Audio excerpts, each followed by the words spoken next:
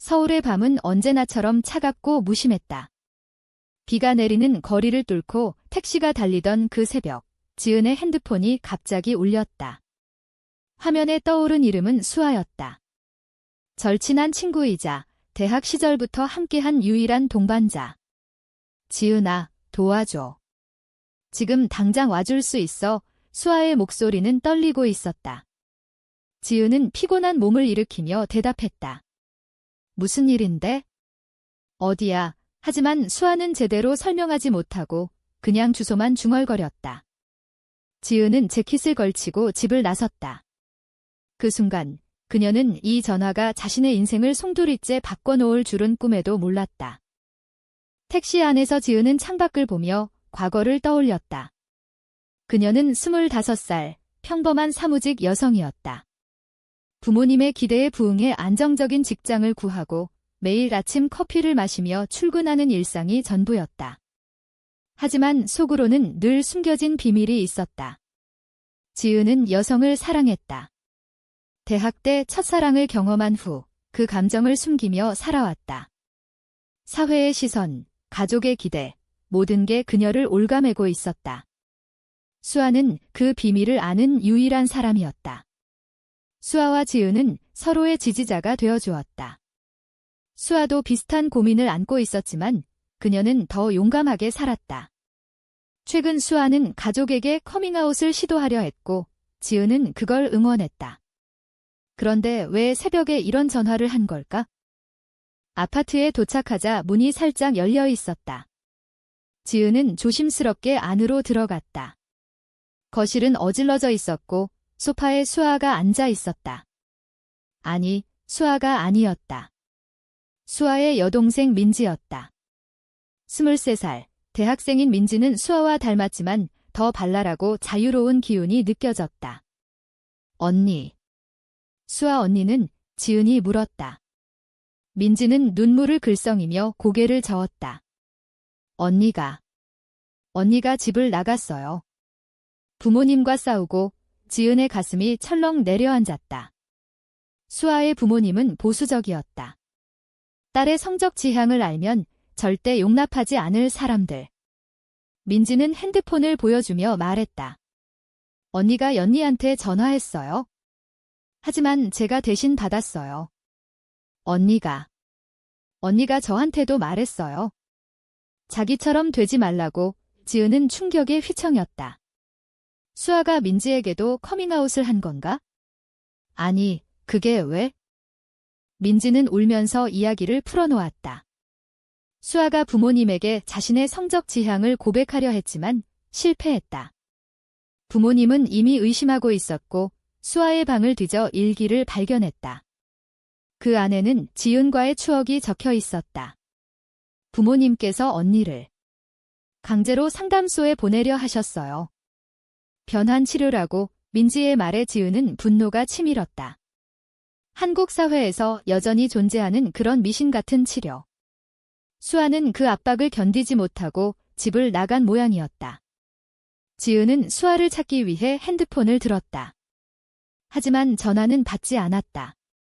민지가 말했다. 언니, 저도 언니처럼 느껴요. 하지만 무서워요. 그 순간 지은의 시선이 민지에게 멈췄다. 민지의 눈빛은 수아와 닮아 있었지만 더 깊은 고독이 느껴졌다. 지은은 자신도 모르게 민지의 손을 잡았다. 괜찮아. 같이 찾아보자. 그날 밤 지은과 민지는 수아를 찾기 위해 서울 거리를 헤맸다. 카페, 공원, 수아가 자주 가던 곳들. 비가 그치지 않아 몸이 젖었지만 멈출 수 없었다. 도중 민지가 털어놓았다. 저 고등학교 때부터 느꼈어요. 여자애들이 좋아서. 하지만 언니처럼 용감하지 못했어요. 부모님께 말하면 저희 집은 망할 거예요. 지은은 공감했다. 그녀의 가족도 마찬가지였다. 아버지는 전통적인 가치관을 강조하고 어머니는 딸의 결혼을 꿈꿨다. 지은은 아직 커밍아웃하지 않았다. 그럴 용기가 없었다. 민지의 고백은 지은의 마음을 흔들었다. 수아를 찾는 과정에서 민지와의 대화는 점점 깊어졌다. 언니, 왜 숨기고 사세요? 수아 언니처럼 자유로워질 수 있잖아요. 민지의 말에 지은은 쓴웃음을 지었다. 자유. 그게 쉽니? 사회가, 가족이, 모든 게 반대하는데. 새벽이 밝아올 무렵, 그들은 수아를 찾았다. 지하철역 벤치에 앉아있는 수아. 피곤하고 지친 모습이었다. 수아는 지은을 보자마자 안겼다. 미안해. 도망쳤어. 지은은 수아를 안아주며 말했다. 괜찮아. 같이 해결하자. 하지만 민지가 뒤에서 조용히 서 있었다. 수아가 민지를 보며 말했다. 너도. 알았구나. 민지는 고개를 끄덕였다. 그 순간 세 사람 사이에 묘한 긴장감이 흘렀다. 지은은 수아를 위로하며 집으로 데려갔지만 마음속에 민지의 눈빛이 남아 있었다. 이 밤이 끝난 후 모든 게 달라질 거라는 예감이 들었다. 다음 날 아침, 지은은 회사에 지각했다. 머릿속에 작야의 일이 맴돌았다. 수아는 부모님과 대화를 피하며 지은의 집에 머물기로 했다. 민지도 자주 연락했다. 언니들, 오늘 만나요. 민지의 메시지는 밝았지만 그 뒤에 숨긴 불안이 느껴졌다. 지은은 점심시간에 수아와 통화했다. 부모님께 어떻게 할 거야? 수아는 한숨을 쉬었다. 모르겠어. 그냥 독립할까 봐. 지은은 조언했다. 천천히. 급하게 하면 더 힘들어 하지만 속으로는 자신의 상황을 생각했다. 지은의 어머니가 최근 소개팅을 권유하고 있었다. 좋은 사람 만나서 결혼해야지. 그 말에 지은은 늘 웃으며 넘겼지만 이제는 버티기 힘들었다. 저녁에 세 사람이 만났다. 작은 카페에서. 수아가 먼저 말했다. 민지야, 너도 나처럼 되지 마. 이게 얼마나 힘든지 알아. 민지는 고개를 저었다. 언니, 저도 이미 느껴요. 수아의 눈이 커졌다. 뭐? 언제부터? 민지는 어린 시절부터라고 고백했다. 지은은 그 대화를 들으며 자신의 과거를 떠올렸다. 그녀도 비슷했다. 하지만 수아와 민지의 관계는 더 복잡했다. 자매로서의 유대, 그리고 같은 고민? 지은은 중재자 역할을 했다. 둘 다 조심해. 사회가 아직 준비 안 됐어. 하지만 민지의 시선이 지은에게 머물렀다. 그 눈빛은 단순한 우정이 아니었다. 지은은 불편함을 느꼈지만 무시했다. 그날 이후 민지는 지은에게 자주 연락했다. 언니, 조언 좀 해주세요. 처음에는 수아에 대한 걱정이었지만 점점 개인적인 이야기로 변했다. 지은은 민지의 솔직함에 끌렸다. 민지는 자유로웠다. 저 좋아하는 여자애가 있어요. 고백할까요? 지은은 조심스럽게 말했다. 위험해. 아직은. 하지만 민지의 열정은 지은의 마음을 흔들었다. 수아는 그걸 눈치챘다. 민지가 너한테 너무 의지하나 봐. 지은은 부정했다. 그냥 동생처럼. 하지만 속으로는 달랐다. 민지의 미소, 그 밝은 에너지가 지은의 일상에 스며들었다. 한 주 후, 위기가 왔다. 수아의 부모님이 지은의 집을 찾아왔다. 우리 딸 어디 있어? 지은은 당황했다. 수아는 숨었고 민지가 대신 나섰다. 부모님, 언니는 잘못 없어요. 하지만 부모님은 화를 냈다. 너희들 다 이상해. 그런 더러운 생각 버려. 그 말에 민지가 반발했다. 더러운 게 아니에요. 사랑이에요. 부모님은 충격받았고 민지를 끌고 가려 했다. 지은은 막아섰다. 아주머니, 진정하세요. 하지만 상황은 악화됐다. 부모님은 수아를 찾지 못하고 돌아갔지만 그날 밤 민지가 지은에게 왔다. 언니, 저 집에 못 가겠어요. 지은은 민지를 재웠다. 그 밤, 민지의 눈물 어린 고백이 시작됐다. 언니, 저 언니 좋아해요. 수아 언니 말고 지은 언니요. 지은은 그 말을 듣고 얼어붙었다. 민지의 고백은 예상치 못한 충격이었다. 민지야, 그게 무슨 소리야? 난 내 언니 친구야. 민지는 울면서 말했다. 알아요. 하지만 처음부터 느꼈어요. 언니의 따뜻함, 강함. 수아 언니는 제 우상이지만 언니는 제 마음을 움직여요. 지은은 혼란스러웠다. 그녀 자신도 민지에게 끌리는 감정을 느꼈지만 인정할 수 없었다. 수아와의 우정, 자매 사이의 관계, 모든 게 엉켜 있었다. 민지야, 안 돼, 이건 잘못됐어. 지은은 그렇게 말하며 민지를 달랬다. 하지만 그 밤, 지은은 잠을 이룰 수 없었다. 자신의 감정을 직시해야 했다. 민지는 수아와 달랐다. 수아는 친구, 민지는 더 깊은 무언가. 다음 날 수아가 돌아왔다. 부모님께서 화 풀리셨어. 하지만 나한테 상담받으라고 하셔. 지은은 민지의 고백을 숨겼다. 민지랑은 어때? 수아는 한숨을 쉬었다. 민지가 나 따라 하려 해. 걱정돼. 지은은 죄책감을 느꼈다. 민지의 감정을 외면할 수 없었지만 수아를 배신할 수 없었다. 그날 저녁 세 사람이 다시 만났다. 분위기는 어색했다. 민지가 지은을 보며 미소 지었고 수아는 그걸 눈치챘다. 민지야, 너 지은이한테 왜 그래? 민지는 당황하며 부정했다. 하지만 수아의 의심은 시작됐다. 지은의 일상은 점점 복잡해졌다. 회사에서 그녀는 집중할 수 없었다. 상사가 물었다. 요즘 왜 그래? 피곤해 보이네. 지은은 웃으며 넘겼지만 속으로는 폭풍이 몰아쳤다. 집에 돌아오면 민지의 메시지가 기다렸다. 언니, 오늘 어땠어요? 지은은 답장을 하며 자신을 탓했다. 왜 이 감정을 키우는 거지? 사회의 시선이 두려웠다. 한국에서 동성애는 여전히 금기였다. 뉴스에서 가끔 나오는 차별 사례, 가족의 배척. 지은의 어머니가 전화했다. 지은아, 이번 주말에 소개팅 어때? 좋은 남자야. 지은은 거절했다. 엄마, 바빠요. 하지만 어머니는 포기하지 않았다. 너 나이 차서 그래? 빨리 결혼해야지. 그 말에 지은은 울고 싶었다. 민지와의 만남은 잦아졌다. 수아를 핑계로. 수아 언니 걱정돼서. 하지만 진짜 이유는 달랐다. 한 카페에서 민지가 말했다. 언니, 저희 같이 살아요. 부모님 피해서. 지은은 놀랐다.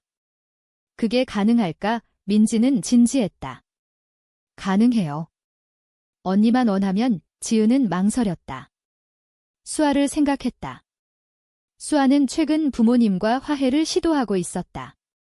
나 집으로 돌아갈게. 수아의 말에 지은은 안도했지만 민지의 제안이 머릿속에 맴돌았다. 그러나 배신의 순간이 왔다. 수아가 지은의 핸드폰을 봤다. 민지의 메시지. 언니, 사랑해요. 수아의 얼굴이 창백해졌다. 이게 뭐야? 너희 둘이. 지은은 변명했다. 오해야. 민지가 착각한 거야. 하지만 수아는 믿지 않았다. 민지가 나한테 말했어. 너를 좋아한다고. 그런데 너는? 왜 숨겼어? 지은은 눈물을 흘렸다. 미안해. 나도 모르겠어. 수아는 화를 내며 나갔다. 너희들 때문에 우리 가족이 망했어. 그날 지은은 수아를 잃었다. 우정이 깨졌다. 민지는 미안해하며 지은을 찾았다.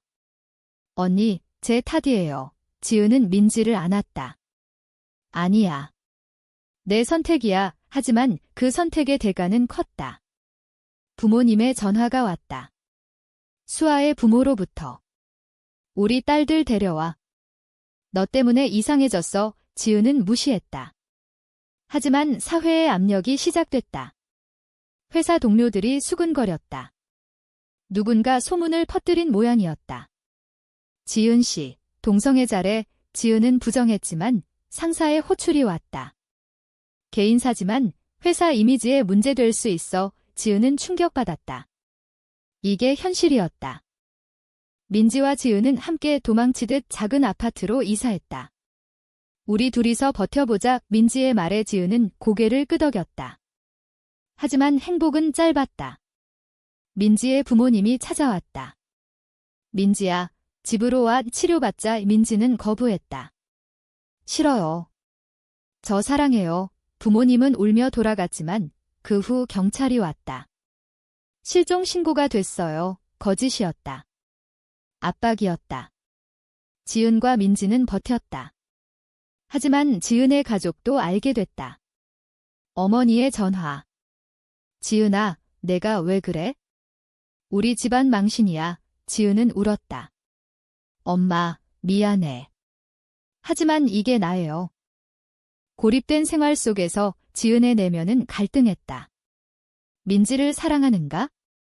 아니면 수아에 대한 미안함인가? 민지는 강했다. 언니, 포기하지 마요. 하지만 지은은 약해졌다.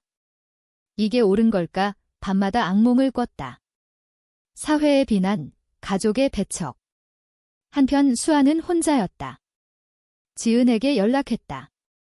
미안해. 나도 잘못했어. 하지만 지은은 받지 않았다. 배신의 상처가 컸다. 시간이 흘렀다.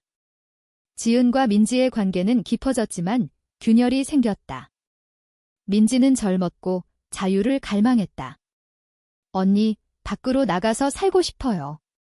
숨기지 말고. 이 지은은 두려웠다. 아직 안 돼. 사회가. 민지는 화를 냈다. 언니는 왜 항상 포기해? 수아 언니처럼 용감해지자. 그 말에 지은은 상처받았다. 수아를 언급하는 건 금기였다. 민지야, 수아 때문에 우리 이렇게 됐어. 민지는 반박했다. 아니, 우리 선택 때문이야. 수아는 그 사이 변화했다. 부모님과 대화를 통해 화해를 이뤘다. 나 상담 안 받을게. 하지만 이해해줘. 부모님은 마지못해 받아들였다. 하지만 민지에 대한 걱정이 컸다.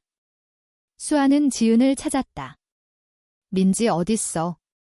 데려와. 지은은 만났다. 카페에서. 수아야, 민지는 나랑 행복해. 수아는 눈물을 흘렸다. 너희 때문에 나 혼자 고통받았어. 가족이 찢어졌어. 지은은 미안했다. 미안. 하지만 사랑이야. 수아는 고개를 저었다. 사랑. 배신이야. 그 대화 후 지은의 마음은 흔들렸다. 민지에게 돌아가 말했다. 수아가 너 데리러 왔어. 민지는 화를 냈다. 언니, 나 버릴 거야. 지은은 부정했다. 하지만 내면의 갈등은 커졌다. 도덕적 딜레마. 친구를 배신한 대가, 가족의 고통. 지은은 밤에 혼자 울었다. 이게 옳은 선택인가? 사회적 압력은 더 세졌다. 지은의 회사는 그녀를 해고했다. 이미지 문제. 민지는 아르바이트로 버텼지만 부족했다. 언니, 포기하지 마. 하지만 지은은 지쳤다. 어머니가 병원에 입원했다. 스트레스 때문에 지은은 죄책감에 시달렸다. 민지와의 관계를 재고했다. 민지야, 우리 헤어질까? 민지는 충격받았다. 왜? 사랑하지 않아. 지은은 울며 말했다. 사랑해. 하지만 이 대가가 너무 커. 민지는 도망쳤다. 지은을 두고. 언니가 포기하면 나도 포기할게. 지은은 후회했다. 수아에게 연락했다. 민지 찾아줘. 수아는 도왔다. 민지, 집으로 와. 하지만 민지는 거부했다. 언니들 때문에 나 혼자야. 세 사람의 관계는 엉망이 됐다. 지은은 자신의 선택을 탓했다. 왜 민지의 고백을 받아들였을까? 수아의 우정을 왜 저버렸을까? 위기의 정점이었다. 민지가 실종됐다. 지은과 수아는 함께 찾았다. 민지야, 어디야? 메시지, 전화. 마침내 민지를 찾았다. 한강 다리에서. 죽고 싶어요. 민지의 말에 지은은 공포에 질렸다. 민지야, 안 돼. 수아가 달려와 안았다. 동생아, 미안해. 민지는 울며 털어놓았다. 모두 제 탓이에요. 언니들 사랑했는데 지은은 자신의 잘못을 깨달았다. 감정을 억누르지 말았어야 했다. 하지만 사회가, 가족이. 병원에서 민지는 회복했다. 세 사람은 대화를 나눴다. 우리, 어떻게 할까? 수아가 말했다. 가족에게 솔직해지자 지은은 동의했다. 용기 내자 부모님을 만났다.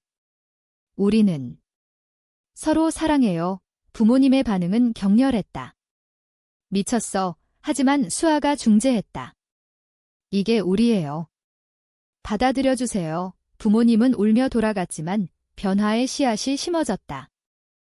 지은은 새 직장을 구했다. 민지와 함께.